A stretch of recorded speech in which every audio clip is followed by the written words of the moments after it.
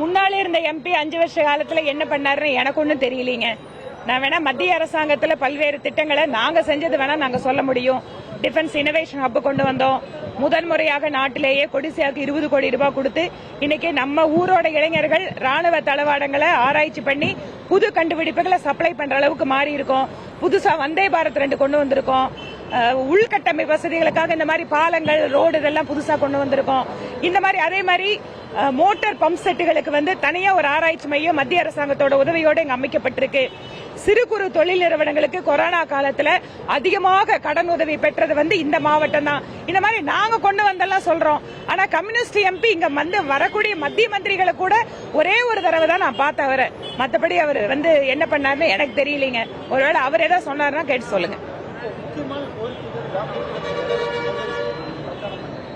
இதுல முக்கியமா நாங்க சொல்றக்கூடிய மக்களுக்கு முன்பாக வைக்கக்கூடிய கோரிக்கை, இது மாநிலத்திற்கான தேர்தல் அல்ல, உள்ளாட்சி தேர்தல் அல்ல. அடுத்து நிச்சயமாக பிரதமர் மோடி அவர்கள் தான் வரப்போகிறார். அதனால பிரதமர் மோடி வருகின்ற பொழுது அந்த கட்சியை சார்ந்த ஒரு எம்பி இங்கு இருக்கிறார் என்றால் நம்மளுக்கு நிறைய வளர்ச்சி திட்டங்களையும் புது முதலீடுகளையும் வளர்ந்து கொண்டு இருக்கக்கூடிய நகரம், விமான நிலைய விரிவாக்கம், இந்த மாதிரி நிறைய விஷயங்களை நாங்க உடனடியாக செஞ்சு கொடுக்கறதுக்கு இது வசதியா இருக்கும். மத்திய அரசினுடைய திட்டத்துல வளர்ச்சி அடைந்த பாரதம் அப்படின்னு ஒன்னு சொல்றாரு. ஒரு இலக்கு நிர்ணயிச்சிருக்காரு பிரதமர். அந்த வளர்ச்சி அடைந்த பாரதத்திற்கு நம்ம பகுதியிலிருந்து என்னென்னவெல்லாம் நம்மளால செய்ய முடியுமோ அத்தனை திட்டத்தையும் பண்ணுவோம்.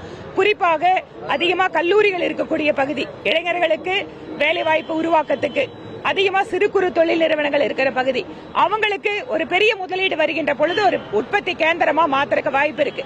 அதிகமா பெண்கள் கல்வி கற்றிருக்கக்கூடிய பகுதி, அவங்களுக்கு சுய தொழில் வேலை வாய்ப்புகளுக்கு சிறப்பு திட்டத்தை கொண்டு வருவோம். எல்லாவற்றிற்கும் மேலாக அடிப்படை கட்டமைப்பு வசதிகளுக்கு கவனம் கொடுப்போம்.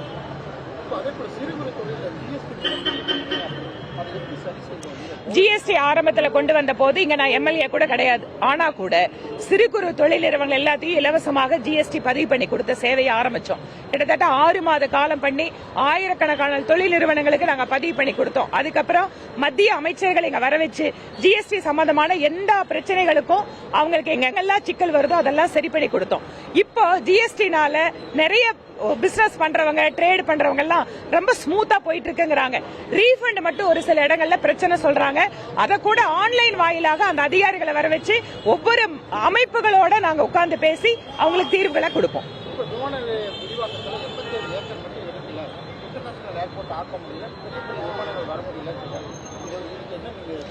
இல்லைங்க, விமான நிலையத்துல அது மட்டும் பிரச்சனை இல்லைங்க. விமான நிலையத்துல இவங்க நிலத்தை எடுத்து இருக்கிற நிலத்தை கொடுக்கறாங்க. கொடுக்கும் போது மாநில அரசு என்ன சொல்றாங்க, விமான நிலைய பணிகள் இருக்கு இல்லையா, மேம்பாட்டு பணிகள், அதுல மாநில அரசுல ஒரு பங்குதாரரா சேர்த்துங்கன்னு சொல்றாங்க. ரெண்டாவது விஷயம் என்னங்கிறாங்க, இதை நீங்க தனியாருக்கு யாருக்கும் கொடுக்க கூடாதுங்கிறாங்க. இது கோயம்புத்தூருக்கு மட்டும் இல்ல, தமிழ்நாடு முழுக்க எல்லா விமான நிலையத்துக்கு விரிவாக்கத்துக்கு இது தடையா இருக்கு. நான் சட்டப்பேரவையில கடந்த முறை கூட்டத்தொடரப்ப இதை பேசினேன். விமான நிலைய விரிவாக்க கோயம்புத்தூர்ல நடக்காதால எங்க வளர்ச்சியே பாதிக்கப்பட்டு இருக்குன்னு சொன்னேன். அப்ப அவங்க என்னங்கிறாங்க, நாங்க திராவிட மாடல் அரசு, நாங்க இப்படிதான் கேட்போம். இதுல என்ன சிக்கல், ஒரு நாடு முழுக்க ஒரு கொள்கை அப்படின்னு உருவாக்கும் போது தமிழ்நாட்டுக்கு மட்டும் தனியா விலக்கு கொடுக்க முடியாது. இதை நான் எடுத்து சொன்னா அதெல்லாம் முடியாது, நாங்க திராவிட மாடல் இப்படிதான் பண்ணுவாங்க. இவங்களோட முகத்திரையை மக்கள் முன்பாக நாங்க கிழிப்போம். விமான நிலைய விரிவாக்கத்தை இவங்க வேணுனே லேட் பண்றதால மேற்கு மண்டலத்தினுடைய வளர்ச்சி பாதிக்கப்பட்டிருக்கிறது. இதை மக்கள் கிட்ட எடுத்து பேசுவோம். ஏன் இந்த மாதிரி மாநில அரசு முட்டுக்கட்டை போடுறாங்க, இவங்க எப்படி ரெட்ட வேடம் போடுறாங்கிறதெல்லாம் இந்த தேர்தலில் சொல்லுவோம்.